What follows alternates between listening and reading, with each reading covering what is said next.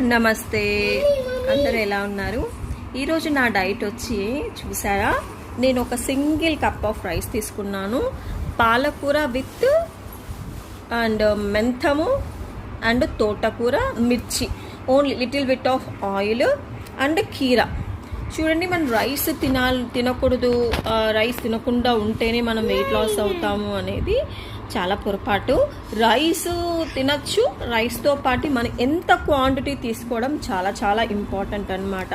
So ఇప్పుడు కొన్ని వీడియోస్లలో high protein seeds అంటారు, కాజు అంటారు, బాదం అంటారు, ఇలాంటివి కొన్ని ఫ్యామిలీస్లలో అవన్నీ బేర్ చేయలేరండి. అవన్నీ ఫాలో అవ్వాలంటే మనకు ఫైనాన్షియల్గా కూడా చాలా స్ట్రాంగ్ ఉండాలి. ఎవరైతే ఫైనాన్షియల్గా స్ట్రాంగ్ ఉంటారో అలాంటి వాళ్ళే చేస్తారు.